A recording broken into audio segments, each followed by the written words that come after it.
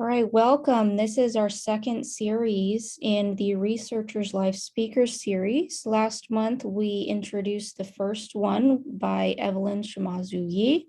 And now this month, we are introducing Dr. Dave Harmeyer, who will be discussing the topic of research and faith.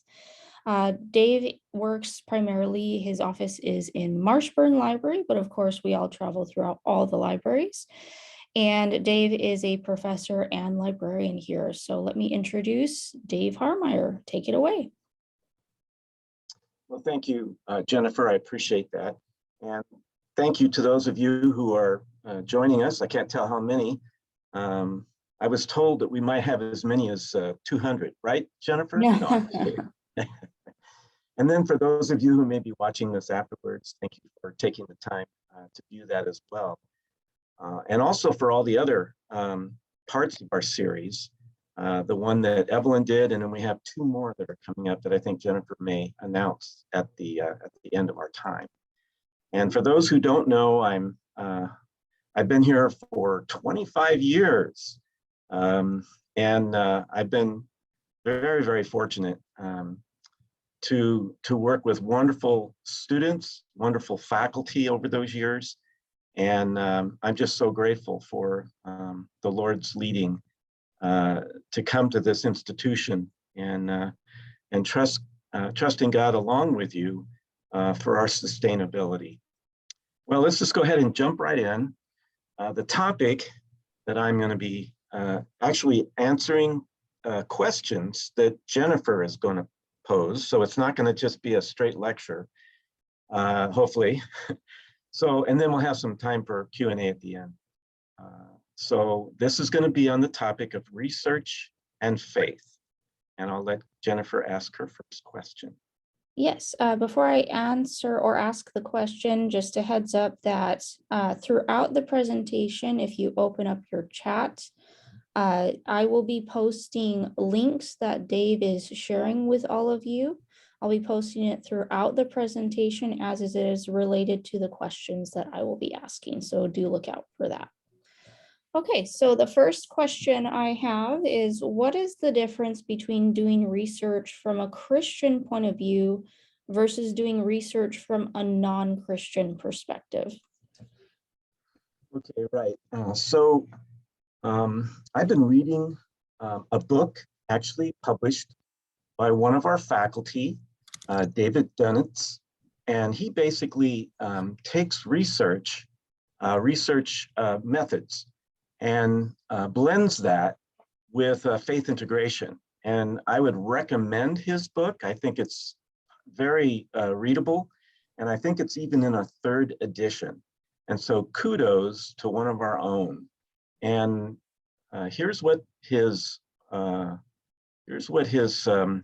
cover looks like, if I can figure out how to do that easily. Let's see, here it is. Okay, so this is what his cover looks like. It's called Research Methods and Survey Applications, Outlines and Activities from a Christian Perspective. It is in the third edition, I see now that I was correct. Now, going back to our PowerPoint, this is a quote from David's work. He says, criteria for good research from a Christian perspective are very, very similar to the criteria for good research from non-Christian perspective. However, there are occasional issues where biblical perspective can shed light on research methods and vice versa. And I'll be sharing about that as we move along. All right, thank you, Dave. So what are ways research can be rendered towards a faith integration purpose?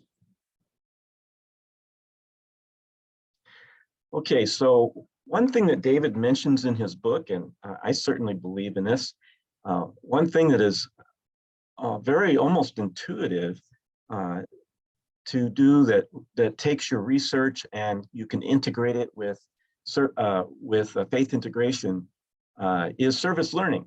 And we, at APU have a significant emphasis of that in many of our classes, many of them undergraduate classes.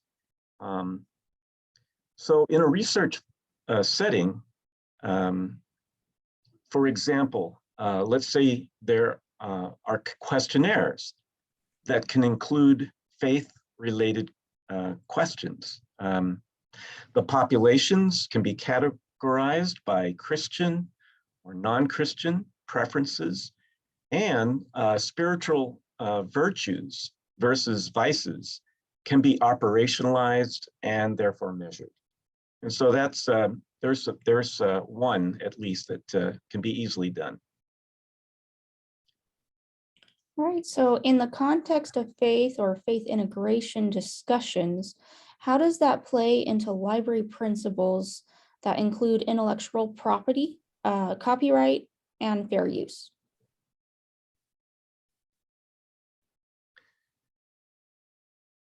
Right, I moved that sooner than I needed to, but that is a very, very important question for researchers to understand that both researchers and librarians play a role, but actually librarians play a significant role as a gatekeeper, if you will, for both the rights of the users of information and the interests of the copyright holders.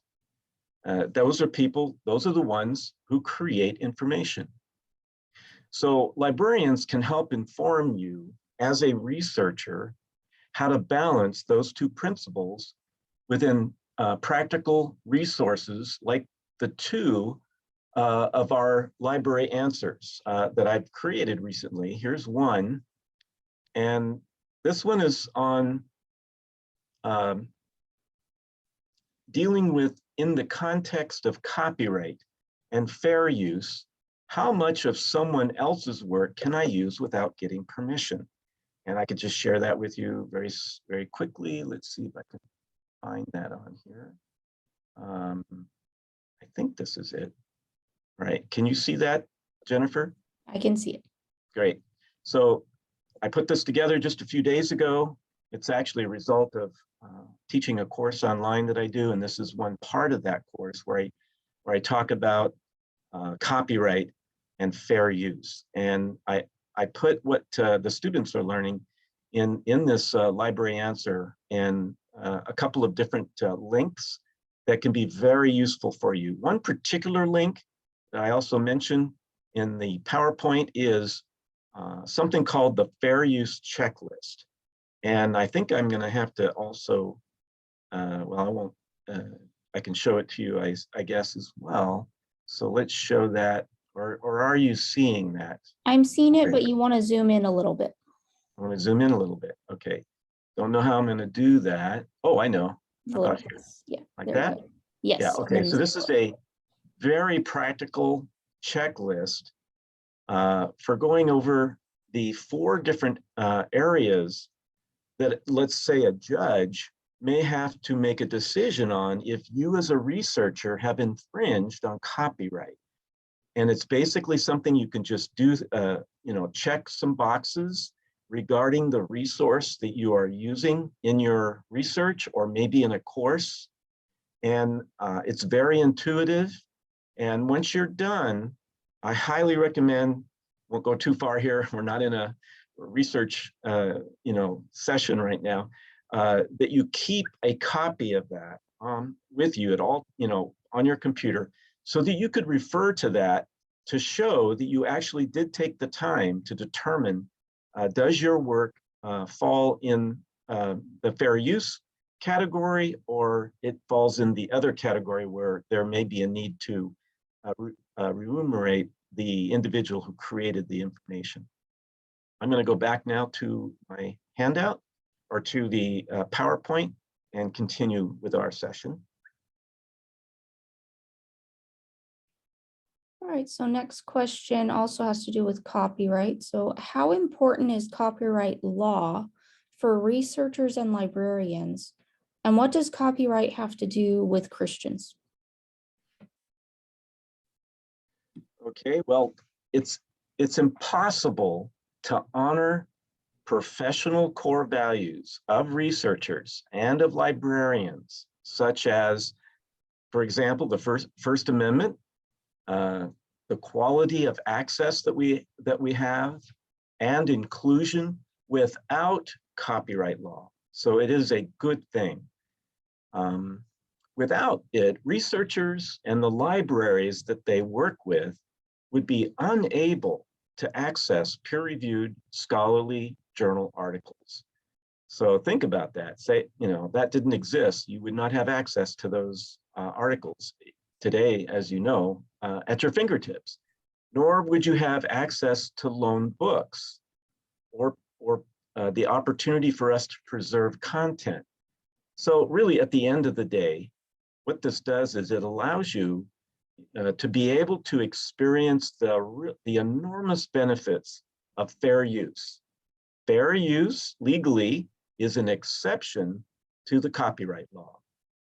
And in light of faith, the second part of this question, all Christian researchers, you, me, we all have a higher level of responsibility, I think, in light of not stealing someone else's ideas or taking credit for something that is not yours. We should be mindful that the 8th commandment, of course, says, "Thou shalt not steal," Exodus 20:15. And of course, that includes intellectual property. Thank you. So what is one practical way to increase a faculty or student's research skills, Christian or otherwise, at a very low cost? That's a great question. I get it a lot. Also, this is good for students to be aware of. Once they leave APU, how can they continue doing quality research, really at a very low cost, of no cost at all.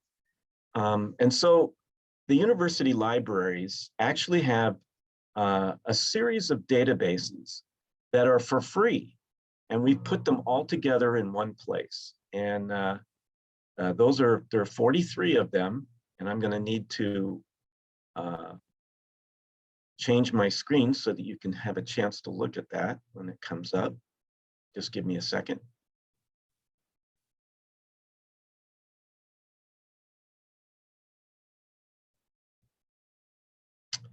All right, there we go.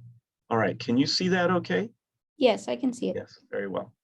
So here is a part of the group of databases that the library owns and are proprietary, and we pay for, but these are not. These are free. We also put these in the category of databases being available to our alumni. And maybe many of you are not aware of these rich resources that students can get access to, and you as well, any time of the day or night, or you could even mention this to other researchers. I won't go through the details, but at least there's one here that you might be familiar with. That's Open Dissertations. So that's basically the same content that you would get in ProQuest's theses and dissertations, but it's those dissertations where the student has made their dissertation available for free on the internet. There are many others here. I won't go through them. Like I said, there are 43.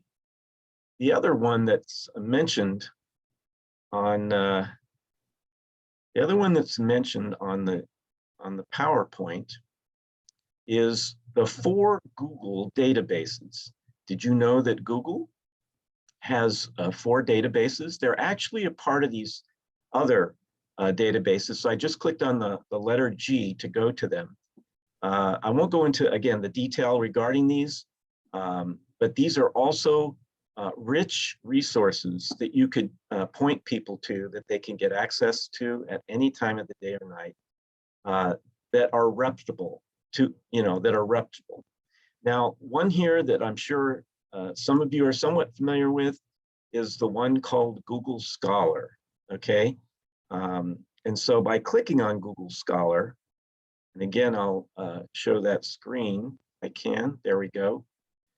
Google Scholar is an amazing, rich resource. When it first came out 10 years ago, not so much. It had a lot of questionable items. but I could, I believe that today Google Scholar is probably the largest database of scholarly material in the world.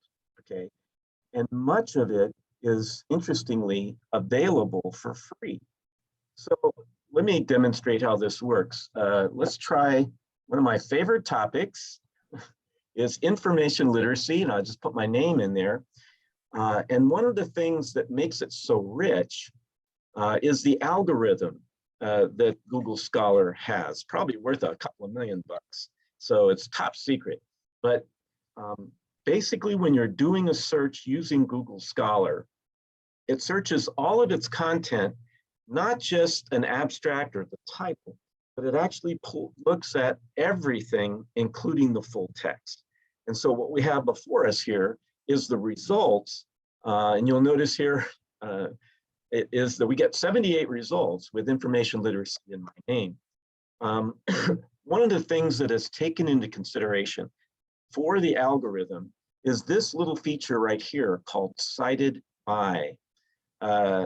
Only one of our databases really uses a feature similar to that. That's Web of Knowledge, Web of Science. Actually, there are two. But outside of that, Google Scholar, has a great, I think, embedded, useful feature that can be very helpful. For example, if you have an older article that you find is very useful for your topic or your research, and you want to know what information has been done since then that is very similar, I would recommend copying the title of that article, put that into Google Scholar, and then bring that record up and see how many other sources have cited it. And then simply click on cited by. In this case, I'm clicking on the cited by for the book that I wrote with Janice Baskin. It came out in 2018. We've had at least seven individuals that have found our book worth citing.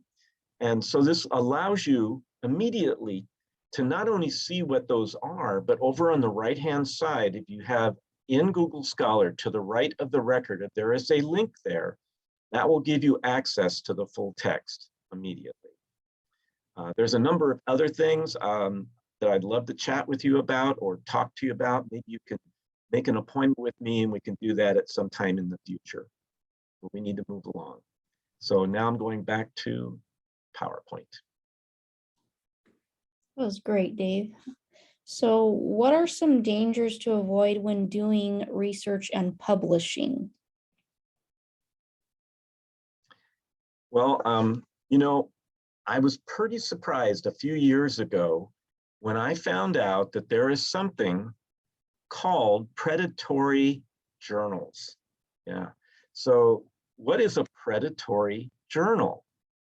Well, it's a journal that somebody has put out there. It is, let's call them unscrupulous publishers that exploit research and scholarship by publishing works from authors who are, for example, desperate to publish. They are often so desperate that authors are willing to pay these publishers large amounts of money to make their work freely available on the internet.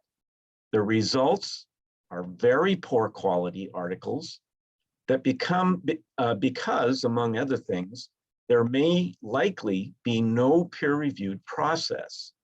And so I recommend that you get to know something about predatory journals as you seek to publish your manuscript, or as students seek to publish their manuscripts. So how do you know if a journal is predatory? Good question. And I have that on this slide. One of the really great resources for finding out if a journal that you're looking at is predatory, or maybe a journal is not predatory, that's this website called Predatory Journals and Publishers, LKS-ASE. And what it is a library guide. We have library guides. So let me just show you what that looks like. as I try to link to it. And give me a second as I get to that site. There we go. All right, so this is the LibGuide really that helps you understand what is exactly a predatory journal. There are also predatory, therefore predatory publishers, all right? So this walks you through very simply exactly what those things are, what the risks are. And there's even a nice little video here that you can watch and tells you about it in a clever way. There's also an interesting list that has, or two lists actually, that have been created over the years. Can you see that still, Jennifer? Yes, I can see. Great. So there's two different categories. There's a category called journal blacklists. Okay, those are the bad guys. Those are the ones you want to stay away from. And so there are links here to a series of websites where people have tried to codify some of those journals, okay? And also there's a category called journal whitelists, okay? Those are the good guys. Those are the ones that are legitimate, have a legitimate publisher. In this case, these are journals that you will know in your field. And so that they're the ones you want to, certainly focus on for publishing, okay? So this is a quick tour, really, of what to do to distinguish between journals you want to really stay away from and those that you want to focus on, all right? Let's see where it is. Going back to our PowerPoint. Okay. So next question, what faith-based advice can you give when dealing with human or animal subjects? Right. Well, this is a question I believe most of you already know, okay? But maybe students don't and need to be aware of it if they're doing something that deals with human subjects, and also for the rare occasion perhaps of working with animal subjects, okay? So obviously when you're on campus and you're a faculty member, and you probably have already gone through your own institutional review board with your own research, and particularly your dissertation. But students haven't. And so I just want to, kind of talk about that in light of being Christian researchers, that we want to definitely follow these examples, follow the law, really, that'll help us to understand the way things were done that were egregious with human beings, certainly during World War II, as one of unfortunately best examples, and also with animal subjects. So it really behooves us as Christians to have a good understanding of what is out there and to follow exactly the protocols that are required. Now, there's really a very quick way to do that, and that's simply by going to the website for APU, and then in a search bar for the university, just search IRB, those three letters. I'm sorry, I'm not able to click on that like I thought I could.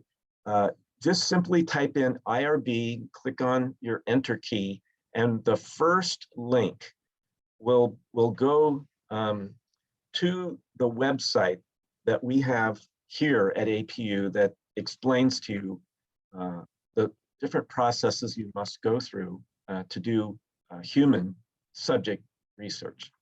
And in the same way, simply type in to the search box for all of our website at APU, animal care, and a different website will come up that gives you, again, the details on how to go through that research. Okay. Okay. So thank you so far for all the great presentation. Is there anything else you'd like to mention in regards to faith-based research? Oh, yes, there is. And I certainly don't want to forget about this, is the subject specialists that we have here at APU, who are our dear librarians that both Jennifer and I know, and we ourselves are those people. And so let me show you what that site looks like. And here is a list of all of our subject specialists, librarians, that would help point you to who to go to, depending on your subject matter. For example, for advanced studies, that would be Liz Leahy. This is in the area of theology, biblical studies. Again, would be Liz. You can see this and we break these down according to the different colleges and programs that we currently provide, such as biology and chemistry. That'd be yours truly. And you can just scroll through this and find the one that will be librarian, who really has an expertise, has taken the time and knows the resources for these areas. And in many cases have been doing this for decades. I've been doing it for decades at APU. University archives are wonderful Ken Otto, just to point out a few. And so I don't want to make it, have a session on research and faith and forget about our dear, well-in-tuned and very scholarly in many cases themselves. Some of them have a second master's degree in an area or a third, that can help you with the research and your students as well. Thank you. So we do have some extra time, and so I want to go ahead and go back and ask a question related to more towards the beginning of your talk on copyright, extending that to the Christian faith. In what ways does the exception to copyright law, namely fair use, have an effect on Christian librarians and the libraries that they curate? Okay, that's a good question as we go deeper into this issue of copyright. As maybe many of you know, copyright is complicated, okay? It is not an easy thing to understand. It is more or less, it's been put into effect through a lot of laws, and then also you really don't know how that's going to come and play out in reality until an issue comes before a judge, okay? So that's kind of the context that for me helps me to understand this whole area of copyright. So as a Christian librarian, I am also held to a higher level of responsibility, knowing that libraries have a privileged position in copyright law, with the fair use exception that applies only to nonprofit libraries and archives. You may not have known that. Congress recognized that libraries are sites of learning where protected content will be continually available, continually used, preserved to further our collective knowledge and to foster really the constitutional purpose of the law, to advance the progress of science and useful arts to the benefit of the public. And then, this is really useful as we see the precedent that has been set before us in terms of access to all this amazing material. We try to, at least librarians try to provide it as closely as possible to a level of free to our clients, to our public, to our patrons. And of course, here at APU, we do that through paying the appropriate amount of funds that our students' tuition, of course, pays for our proprietary databases and other resources that allow those databases to be accessible to us, really amazingly, at any time of the day or night. I suppose if you think about it as a faculty member, when you were going through your doctoral program, if that was several years ago, decades ago, you did not have access to all this rich information at your fingertips. What did you have to do? You actually had to go into the library. You had to look at a print index of your topic and figure out what journal or what magazine has in recent times actually covered your topic. And many times the float time, we used to call this a float time, from when a publication comes out with your topic and the time that it's really available for you to get access to, that float time was very large. In many cases, it could be months, hopefully not years.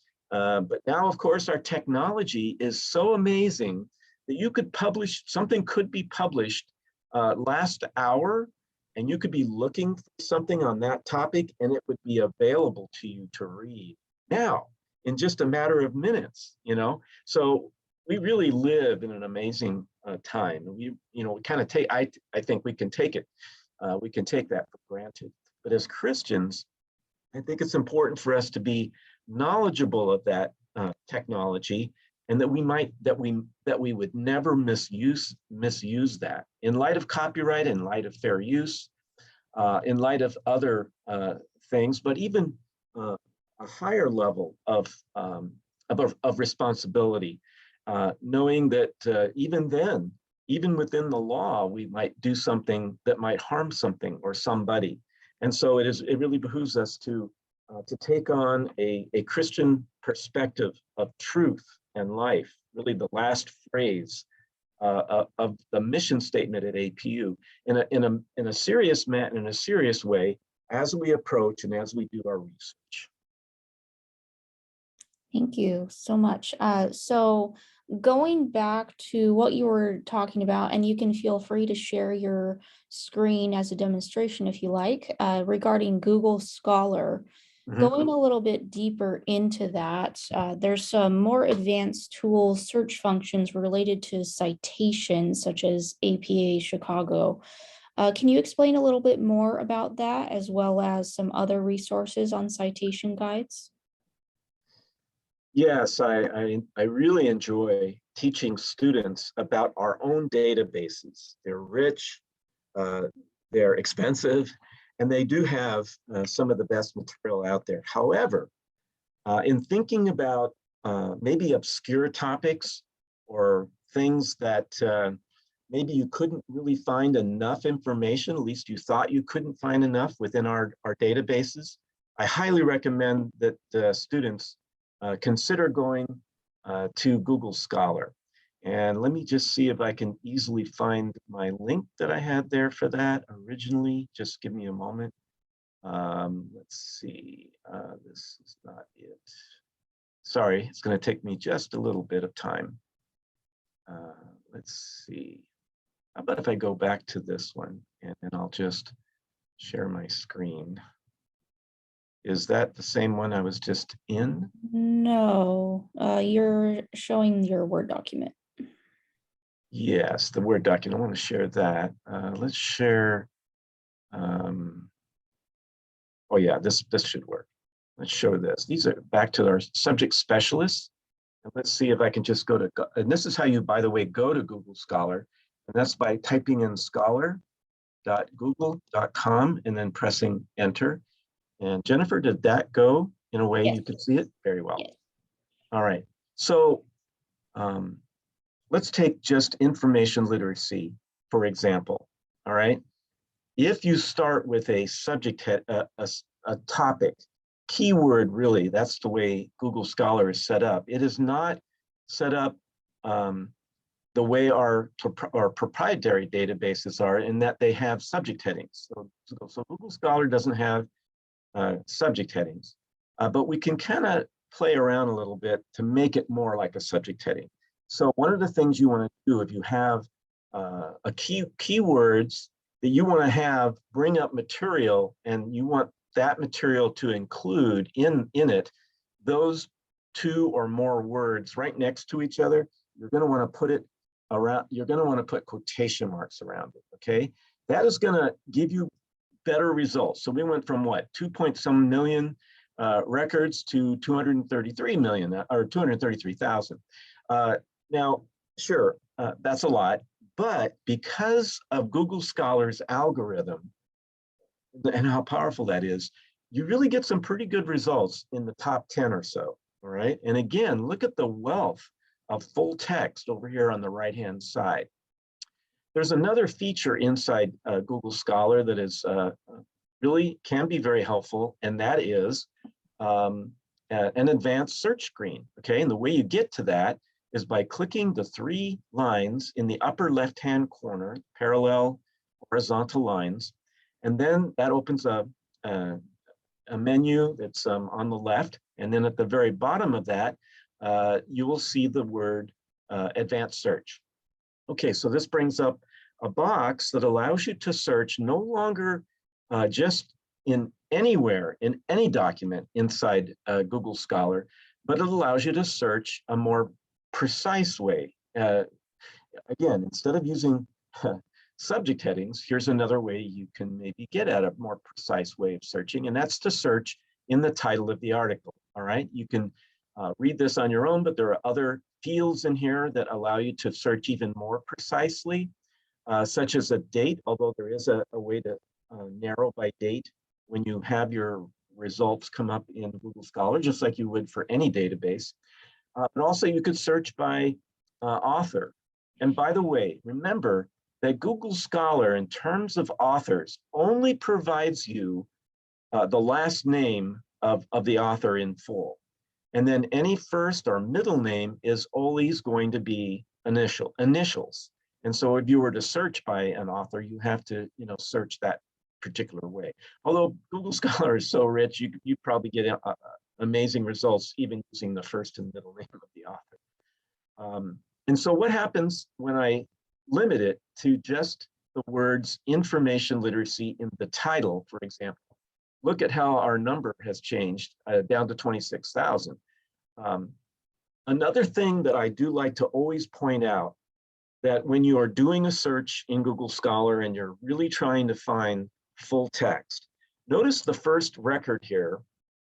On the right-hand side, it does give us 2 links to the full text.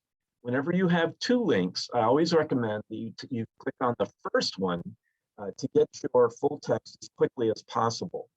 In the case where there is no other link than the one that has APU in it, well, you click that. APU, in this particular case, this article is giving us APU Library FT Finder. That means Full Text Finder. That is a feature that you need to turn on inside Google Scholar that connects you back to all of the full text that's available in our proprietary databases. Isn't that amazing? But if this is not showing when you do your results on Google Scholar, then it's possible that you haven't actually turned that on.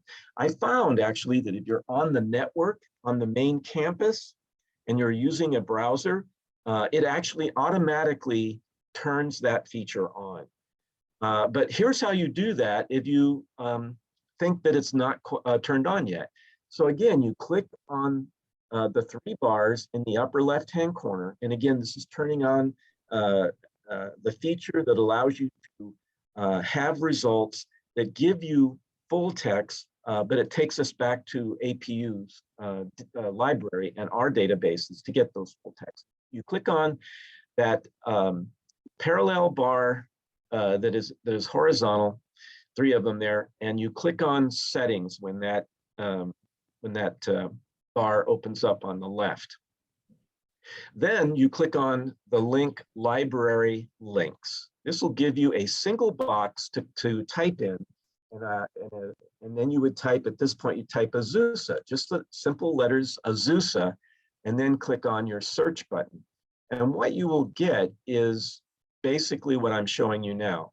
You get the first link here, or the first result, that is Open WorldCat. Actually, it's the default that is always going to be there, irregardless. And that is you don't want to click the box to click off that box. You want to keep that box clicked on, because Open WorldCat is the largest database of records of books in the world, that I think also has something to do with connecting your results that you get in Google Scholar to Google Books.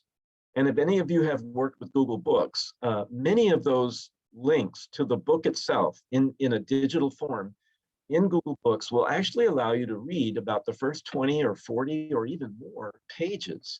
And so that can be a very rich, quick resource for your topic that you might not have even thought about. Anyways, once you get the results after typing in Azusa, of course, you're going to want to click the two boxes next to the two results that have Azusa Pacific University in them. And then you must click on the Save button in order for that to take place. And then when you bring up your search again, now you're going to see these links that when you click on them, I'm going to show you what happens in this first example. It takes you back to what we call, or what I call actually, the full text finder result page for that article. And that once you get to that, and this is also part of what we allow in our databases, once you get to that page, there are three ways to get full text. And the first way is right here at the top. There's a great example right there where you'll see some links at the top. So perhaps when you're in a database at APU and you get results and it does not have a PDF icon or what we call also an HTML full text, that's the other type of full text that we provide. Let's say it doesn't have either one of those, but it will have a link that will say link to full text, or what does it say? It says full text link or full text finder. I think it says full text finder. So hopefully that's intuitive for you to click that to take you to this page. Again, now it actually provides links to other databases that we own that have the full text, whereas where that data came from on the other results that you had didn't include the full text. And so in this case, the first way to get full text is just to click on the first link if there's more than one. Sometimes it doesn't quite work, and come back to this page, click on the second link, and hopefully one of these will actually bring up the full text. The second way, if that doesn't work, is under the heading Article Browse. There are two links that have the word Google Scholar in them, okay? So either one of those will do the same thing. Click on the link that says Google Scholar. It will take you to the Google Scholar record. And in a lot of cases, to the right of that record, it will have the link that will bring up the full text. So that is the second way to get full text of an article. Finally, the last way to get full text is to click on the link here that says request free copy of this article through Article Reach. It is an unbelievable service that we have. When you click on that, it goes to this. So if you're not authenticated, it'll give you that screen and then your authentication screen for APU usernet ID and the password. Eventually, you will get to this form that is already filled out with all the information necessary to request the full text of this article. And then you scroll down to the bottom and you click on submit, and then you really can't see these, but there's a number of institutions throughout the world that this request goes to that we have a contract with as part of Article Reach. And they're responsible, those institutions, to find this article in their collection. They're to digitize it into a PDF and then send it directly to your APU email. And if you're an LAPU patron, to your LAPU email in 48 hours or less. So it is an amazing service that we have available where you're not getting your document immediately. That would be the other category, so to speak. The other, worst scenario really is that you could get that article for you to look at the full text within 48 hours or less, okay? Can you go back to the Google Scholar page or where you were searching for articles? I hope so. Let's see if it lets me do it. Okay, yes, I can. Were you not able to see those other screens?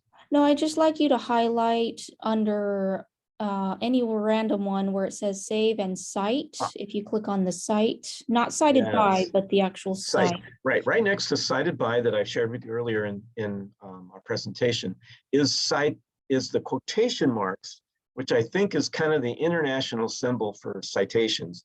And then clicking on the word cite, what pops up is 5 different styles that are commonly used for a citation. And of course, there's one of our favorites is APA. Click on it one time, right click and copy. Then that allows you to copy it into an email or into a Word document, and you're good to go for your APA. Now, certainly understand that almost all of these, even in our databases, are generated by computers, right? And so there's a possibility that there might be one or more things wrong with it. Now, looking at this particular one, I teach APA. That looks actually pretty well, pretty good.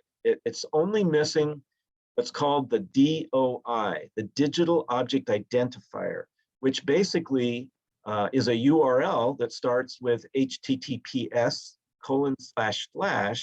and then has a long alphanumeric that if a record has that, APA requires that you include it in the bibliography as the last line. But anyways, some of you are using Turabian, which would be Chicago. Some of our students and faculty are using MLA. And then, so that makes it really easy, or at least a start in putting together your citations format without having to do it from scratch, which is absolutely unnecessary, since you can just go to Google Scholar and also get your APA citation in just a couple of moments. Do that really by copying the title of the journal article, let's say, go to that, and hopefully you'll just see the record come up. And like I've done here, simply click on that quotation next to the quotation mark there, the word cite, and up it pops. And all of our databases also have the cite tool.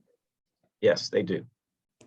And if you could, as the last point here, if you're able to just open or go to a new link showing our citation guides from our library. That was one thing you wanted to highlight, as well as Purdue Writing Lab, the link Right. for that. So let me go back to where I just was and try to use kind of piggyback, I guess, off of one of those. Let's see. All right, I'm back to this page. And what we want to do is go to our library main page, and that's apu.edu/library. And then type in, click enter. So the question that Jennifer was referring to is what we call our library guides.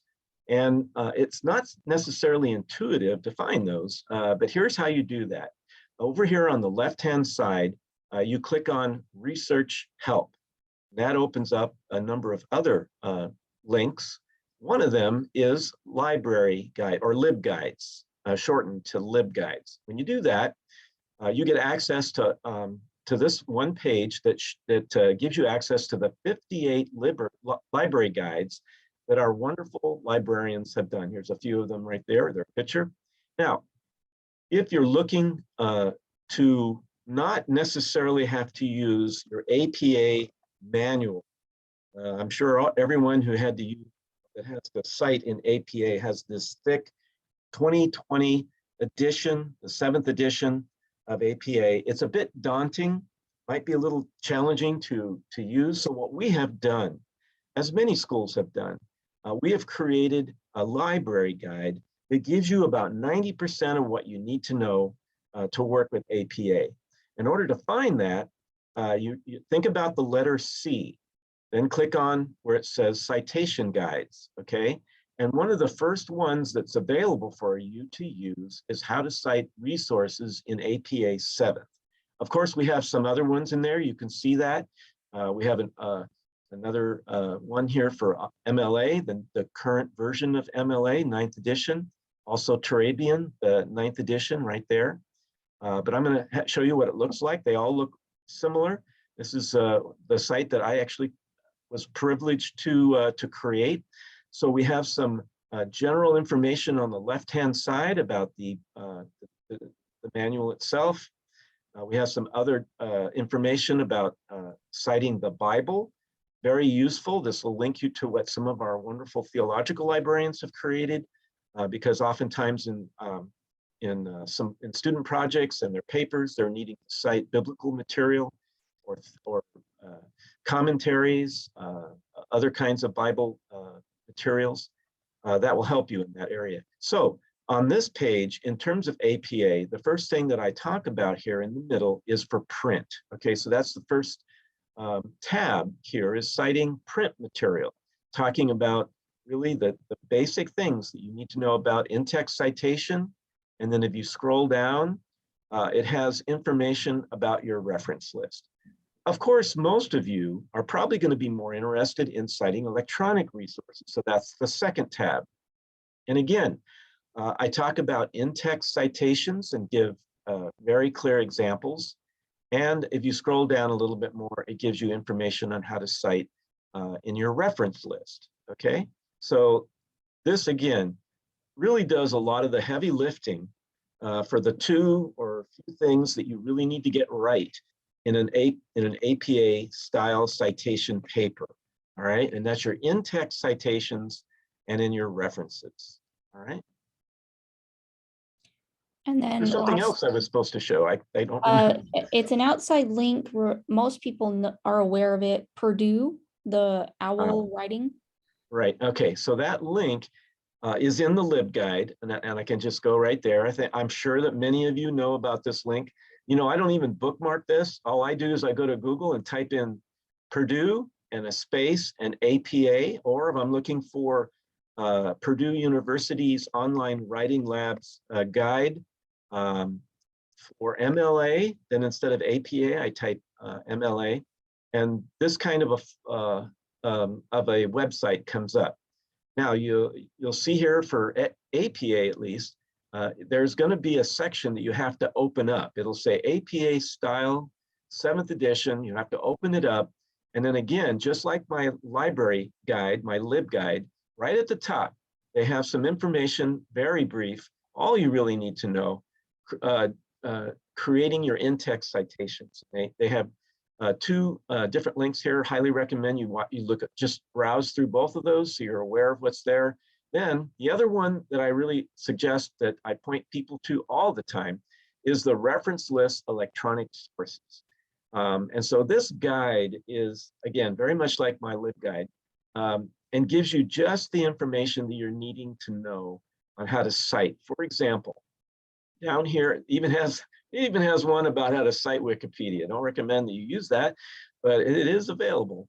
But here's the one that I probably would be using the most, and you as well, is online scholarly journal articles citing DOIs. Okay, we already talked about DOIs.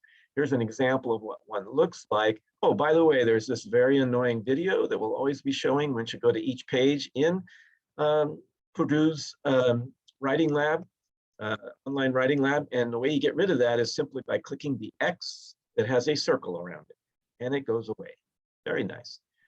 Anyway, so here are a couple of super great examples on what to do if a document or if an article does not have a DOI assigned to it. There's still a way that you can actually add a URL. In this case, this would be what we call a perma link. It's a permanent link that goes to the record of the article in our databases. And then in there, you can click on the full text if needed or other information.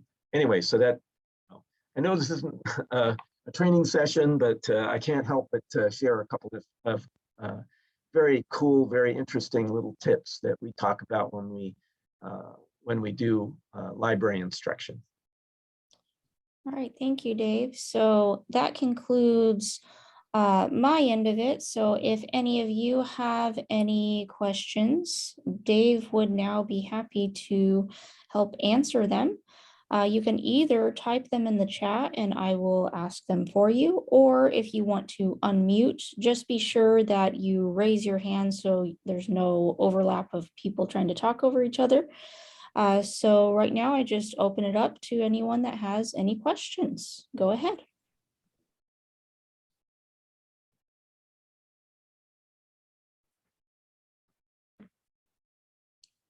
Yes, go ahead, Don. Would you talk a little bit about copyright of images, not just text? Like, for instance, if I've always been confused, and maybe I should just read up on it, but it'd just be good to hear something. If you're preparing a lecture and you're using images that you just find on the internet at random, and some of them would say, well, this image may be subject to copyright. I mean, yeah, I mean, can we just put them in our lectures, or how does that work? All right, so good question, Don. What do you do if you're, putting together, let's say, a PowerPoint and you want to use an image that you found on the internet? There's a couple of things that I recommend. One thing is to go to a location, go to a website that provides images, graphical images that you can download and use for free. Okay. Excuse me. One of my, let me show you what that looks like. One of my, I'm also giving recommendations in the chat of some websites that I'm aware of. So go ahead, Dave. oh, very good. Very good. So one of my favorite websites to go for that, I've got it listed here. Let's see, where is it? It is,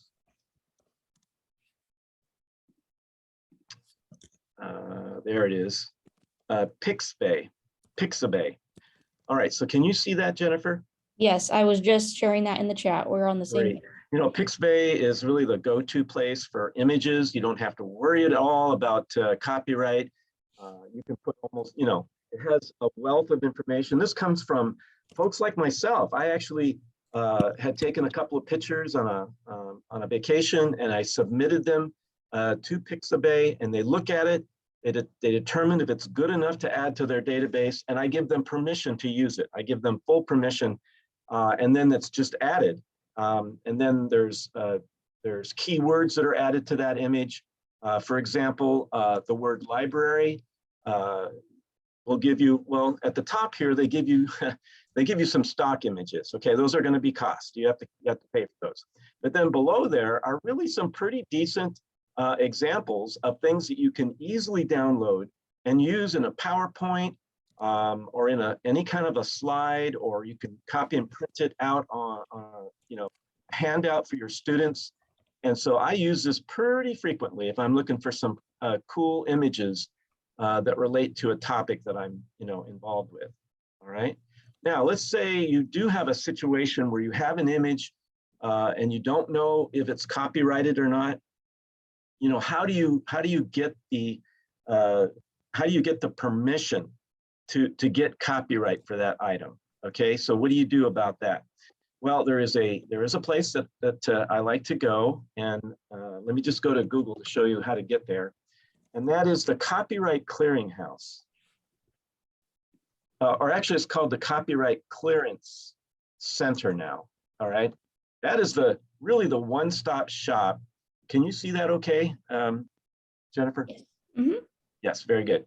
Okay, this is what you would go to for articles, books, chapters, images, and you want to find out, number one, has it been, formally copyrighted, even though anything you put out there on the internet already is copyrighted.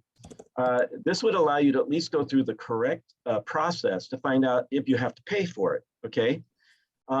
Even then, if it's not something that you find in here, really copyright is pretty clear that, that if you find something on the internet, you're best off is to try to find who the owner of that is and get their permission to use it, okay? Perhaps that goes without saying. However, in the situation that you cannot find the person who has that amazing image that you have to use, then I would recommend that you go through the 4 fair use format. Okay, the handout that I mentioned, the library link or the library answer. So that would be the fair use 4 factors.